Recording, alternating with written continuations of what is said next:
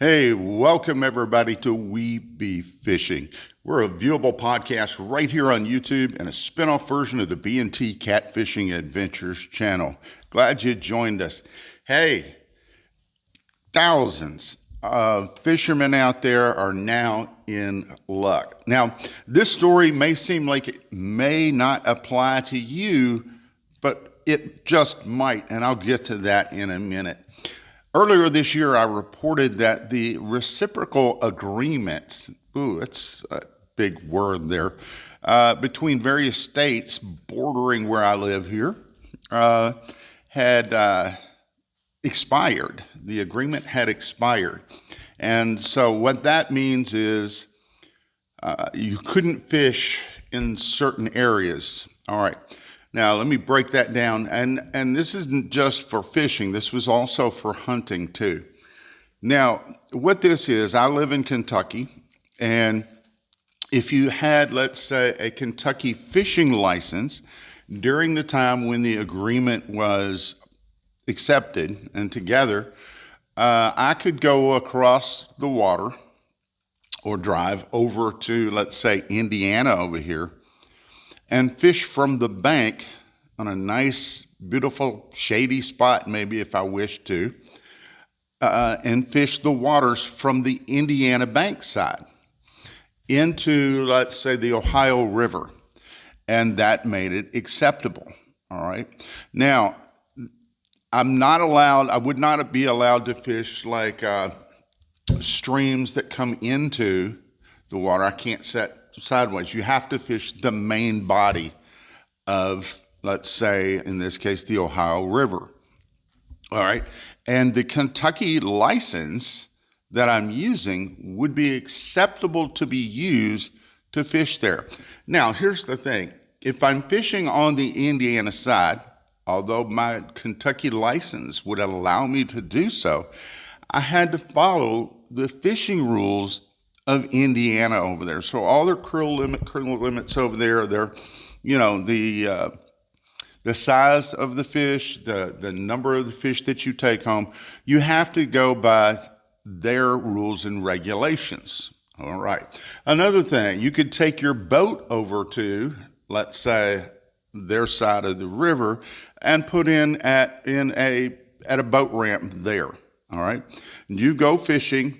When you come back, you still had to follow the Indiana rules, because if you now get checked on that side that you've pulled fish out and you're taking them home, it has to be by the regulations put forth by the state of Indiana. All right. So, their state versus our state type rules, yeah, that part kind of sucks. You got to kind of keep up with all these different states. Now, how this affects things is this reciprocal agreement allows, for instance, as I was speaking here, Indiana and Kentucky, the Indiana folks could come over to the Kentucky side and fish the banks or put their boats in over here using their license. They don't have to go buy a Kentucky license to do it. Their Indiana, fishing license would work for them, but they then have to go by our rules and regulations. Now, this affects several states that we have this agreement with. So, and various bodies of water. So, for instance, the Mississippi River, the Ohio River, Kentucky Lake, and there's others, but that's just a good body of water I just announced right there. And covers a lot. But there's others out there that you can look up and find out if they have these agreements. Now, the other states that this deals with is like Illinois and Ohio and Illinois, Ohio, Indiana, Kentucky, Tennessee. That's 5 states right there.